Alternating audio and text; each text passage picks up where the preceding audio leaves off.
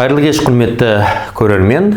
Біз әдеттегідей осы кешкі уақытта қаржылық сауаттылық тақырыбындағы сабақтарымызды одан әрі жалғастырамыз. Қайталап естеріңізге салып өткім келеді. Бұл сабақтарымыз Қазақстан Республикасының Мәдениет және ақпарат министрлігінің тапсырысымен азаматтық бастамаларды қолдау орталығының гранты аясында сіздер үшін тегін қаржылық сауаттылық бағытында сабақтар жүріп жатыр. Достарыңызды, туған туысқандарыңызды, таныстарыңызды бәрін бұл сабаққа шақырыңыздар, сілтемемен бөлісіңіздер. Себебі тегін дүние, сондықтан белсенді болайық. Енді бүгінгі сабақта, өткен сабақтарда біз нені айттық? Біз банктің түрлері, банктің проценті туралы айттық. Сол кезде мен айттым, банктердің көбі 14-17% деңгейінде депозиттерін ұсынады дедім. Кейбір адамдарда сұрақ туындауы мүмкін. Сіз айтып жүрген, яғни мен жақсы көретін отбасы банкте ол процент қалай? Немесе ол жерде аз ғой деген сияқты, отбасы банкте. Келісемін. Отбасы банкте жалпы 2% қана жылдық мөлшерлеме депозитіңіз. Бірақ бұл жерде отбасы банктегі екінші бір артықшылық, егер де сіз 200 айлық есептік көрсеткіш 200 АЕК-тің 20%-ін салсаңыз, яғни 200 айлық есептік көрсеткіште ақша салатын болсаңыз, соның 20%-і сізге салсаңыз емес, 200 айлық есептік көрсеткіште ақша салсаңыз, 20% мемлекеттік премия болып түсіп отырады. Бұл жерде мен АЕК-тің сомасы ол жыл сайын әртүрлі сомада өзгеріп отырады. Мысалға 3600 болса, одан кейін 3900 жыл сайын шамамен 5%-ға өсіп отырады. Сондықтан да бұл жерде айтқым келетіні, отбасы банкте сіз үй алу мақсатында депозит ашқыңыз келсе, тек қана отбасы банкке жинаған дұрыс. Бұл жерде көп адам сұрайды, үйге ақша жинағым келеді, қай банкке салғаным дұрыс дейді. Әрине отбасы банкте.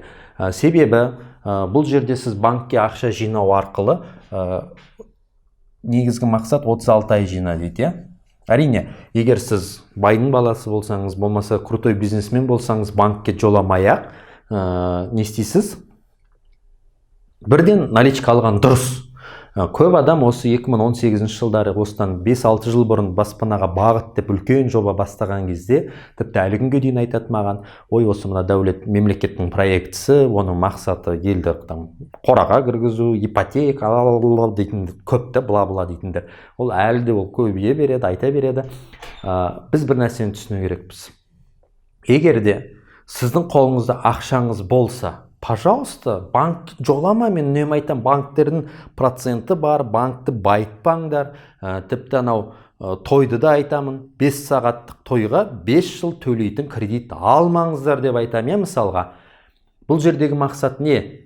Қаржылық сауаттылықты арттыру. Одан кейін, әрине, қолыңызда 10 миллион, 20 миллион ақша болса, ала беріңіз наличкаға. Ал енді ақшасы жоқ 10 миллион түгіл 1 миллион жинай алмайтын азаматтарымыз бар ғой біздің Қазақстанда. 10 миллион түгіл 1 миллионы жоқ азаматтардың 90% солай жүретін шығар. Өйткені не? Ана бірінші сабақта айтқан қаржылық сауаттылық, сол бюджет дағдылары қалыптаспаған, тәртібі жоқ, тәрбиесі, былайша айтқанда, соның жүйесі жоқ. Түсініп отырсыз ба? Ал енді банкқа айтасың, банктың шарты бойынша, мысалға, Мырқымбай Бәтима дейді, мен өте жақсы көретін мысалдарын, 36 ай бойы жина дейді, кемінде. 36 ай бойы жина, 36 ай бойы үйдің 50%-ін жинайсың, кейін саған 5%-бен үй аласың дейді, жылдық мөлшем. Бұл өте әдемі. Өйткені не? Әрине, банкте сіздің 3 жыл бойы депозитіңізді, былайша айтқан кезде, рахатын көріп жатыр ғой енді.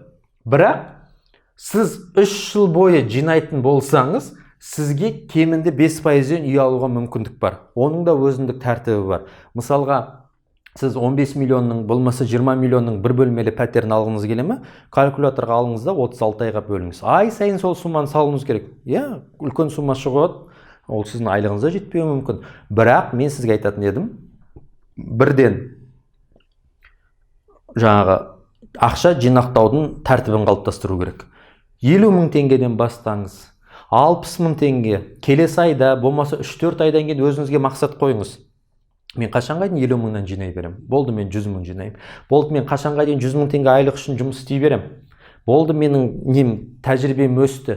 Мен дамуым керек. Менде карьерный рост болу керек. Қашанға дейін мен 100 мың теңгемен жүре берем? Жоқ, мен 200 мың айлыққа өту керекпін. Болмаса мен бір жұмысын істемей, екінші жұмыс істеу керекпін. Болмаса мен кәсіп ашу керекпін, болмаса мен саудаға кету керекпін деген секілді адамның өзінде бір ішкі жану двигателі жанбаса, сөніп, суық жерде отыра беруіңізге болады.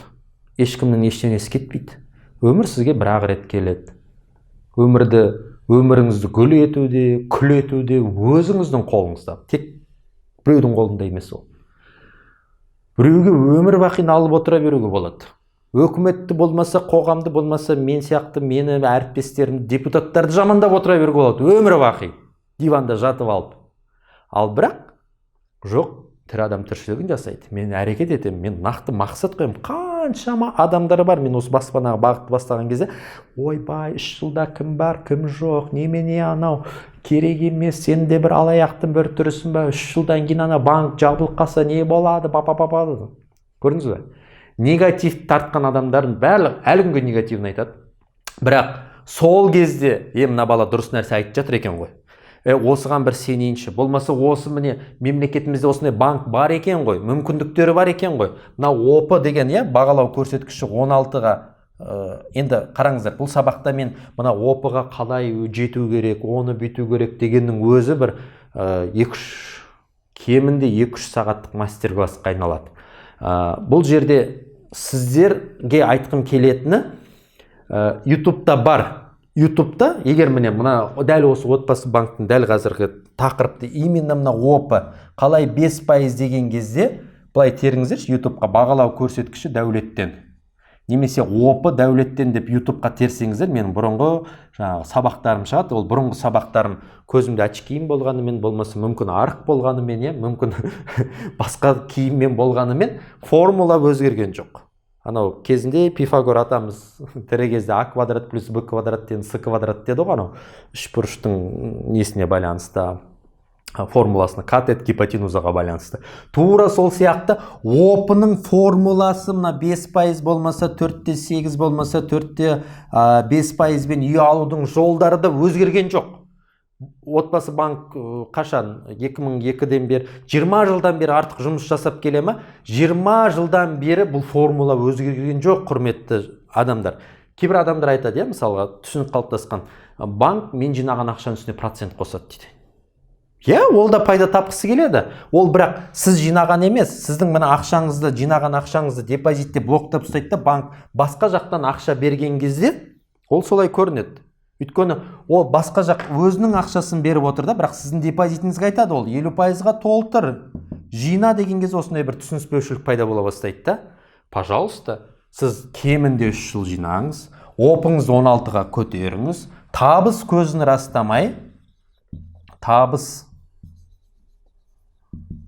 растамай, үй алуға мүмкіндігіңіз болады. Жаңа армандаудан шығады. Қаншама адамды көрдім, мен жазып қойдым. Осы жылы 2022-де үй алам, 23-те үй алам, 2 бөлмелі, Алматыдан 3 бөлме, Астанадан андай.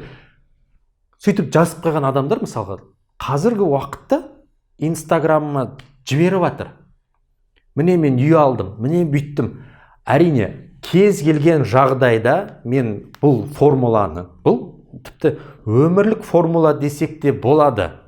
Яғни, сіз не істейсіз? Бір мақсат қоясыз. Мақсат,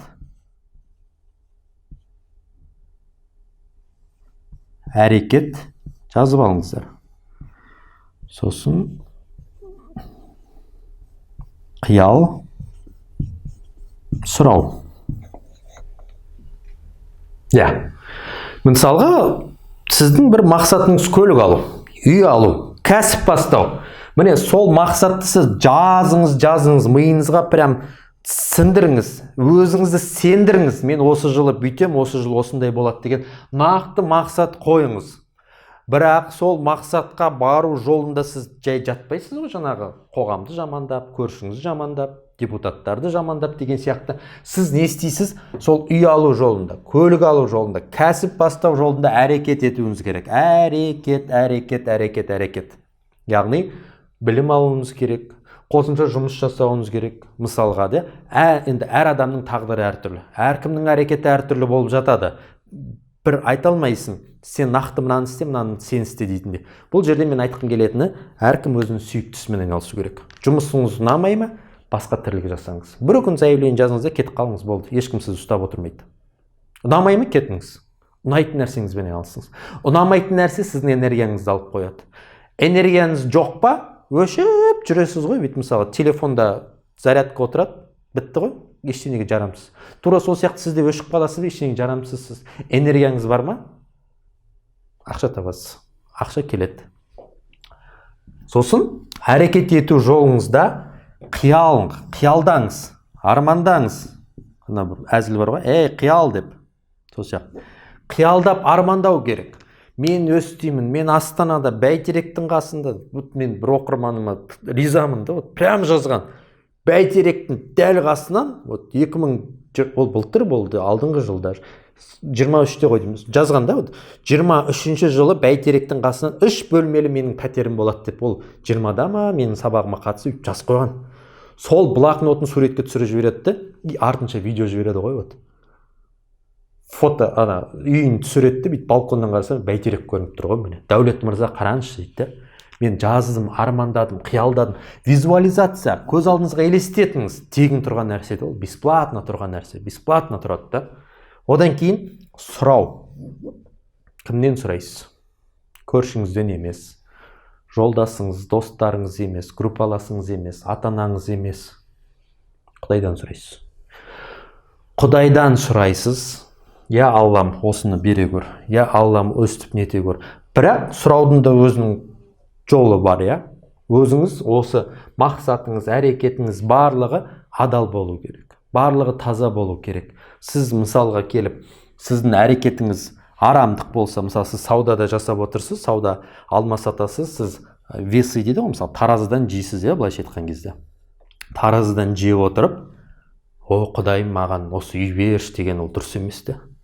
Немесе қаншама адамды алдап отырып, болмаса алаяқтық танытып отырып, немесе бір ұрлық жасап отырып, Құдай мен осы жолда, ол бәрібір арамдық алға баспайды. Бәрібір де оның сіздің есебіңіз дұрыс болмағанымен Құдайдың есебі бұл өмірді түзу. Ол дұрыс. Сондықтан да сұрау жолында да айтқым келетіні сіздің мақсат, әрекет, қиялыңызда барлығы дұрыс болу керек. Бізде көп жағдайда не? Адамда мақсат болуы мүмкін, әркім миында жатады ғой. Анаған бару керек, шетелге бару керек еді, мында бір үй алу керек, дейді, бірақ әрекетке бармайды көбінесе. Мына қиял, армандау не үшін керек? Бәріміз пендеміз, бәріміз шаршаймыз, бәріміздің энергиямыз кетуі мүмкін. Бірақ сол кезде, шаршаған кезде бізге энергия беретін, бізге қанат бітіретін нәрсе ол әрине тек қана қиялымыз, арманымыз. Осы бір арман жолында осылай келе жатыр едім ғой дейсің, қайтадан бір күш жинап аласың да, қайтадан әрекет, қайтадан сол жұмысыңды жасап жүре бересің. Ал қиял, арман болмаса, қош құрсын дейсің де, қолын сілтеп жүре бересің. Және мен сұрауды айттым, Құдайға проблема емес, ол сізге бүйтіп 3 бөлмелі квартираны бере салу, 5 бөлмелі квартира болмаса 100 миллионның оборотына бизнесті беру, ол Құдайға проблема емес. Дұрыс сұрау керек бізде. Құдай деген бүкіл әлемді жаратып, 18 мың ғаламды, бүкіл жердің бетіндегі керемет дүниелер бәр Құдай бүйтіп жасағанда, какой-то бір пендесіне, былайша айтқанда, какой-то жай ғана бір пендесіне мәсаған деп 3 бөлмелі үй беру, ол Құдайға проблема емес. Бірақ біз сол дұрыс сұрау керек бізде. Бала кезде, мысалы, ата-анамыздан да бір нәрсе сұрасақ, дұрыс сұрасақ беретін, дұрыс сұрай алмасақ совет бермейтін ғой, мысалға, көрдіңіз бе? Тура сол сияқты сұраудың да өзінің жолы бар екенін айтқым келеді. Қысқасы, кімде әлі отбасы банкте депозитінде ақша жоқ, кім әлі квартирадан квартираға жүріп, ұлы дала квартирант атанып отыр, міндетті түрде депозит ашыңыздар, балаларыңызға депозит ашыңыздар. Барлығы тегін онлайн депозит ашу. Тіпті мен мына жерге өзі сол кезінде баспанаға бағытты бастаған кезде 2018 жылдары банктың менеджері Нұргүл деген қызбен танысқам.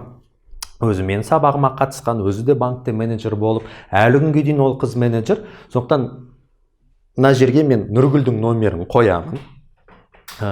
Нұргүлдің номері мінекей, сіздер жазып алыңыздар. WhatsApp-ына жазсаңыздар болады. Жұмыс уақытында, жұмыс уақыты не? Таңғы 9-дан кешкі 5-ке дейін, мүмкін 10-нан кешкі 6-ға дейін аралықта жазсаңыздар, сізге тегін депозит ашып береді. Болды. Тіпті үйден шықпай-ақ, бұрын осы депозит ашу ақылы болатын. Жилстрой болған кезде, бұрынғы 2000, мен есімде, 15-те әйеліме счет ашқан кезде, 16-да бала шағам ашқан кезде ақылы болатын. Комиссиясын төлейсің. Қазір бесплатно. Тіпті үйден шықпай-ақ ашуға болады да. Үйден шықпай-ақ кейін Каспиймен ақ бар ақшаңызды аударып сала беруге болады. Теңге тиыннан 1000 қадамдық жол 1 қадамнан басталады. Сол сіздің 5 бөлмелі, 3 бөлмелі, 4 бөлмелі үйіңізге апарар жол 50 000 теңге, 30 000 теңгеден басталады. Бастысы әрекетке берекет болу керек, армандау керексіз, мақсатыңыз айқын болу керек. Ал Нұргүлге хабарласыңыздар WhatsApp-қа, одан кейін дәл осы отбасы банкке қатысты қайталап айтам, YouTube-қа теріңізде баспанаға бағыт дәулеттен, болмаса опы дәулеттен, бағалау көрсеткіші дәулеттен деп терсеңіздер, қосымша тағы да видео сабақтар шығады. Оны да қарап шықсаңыздар, мархабат.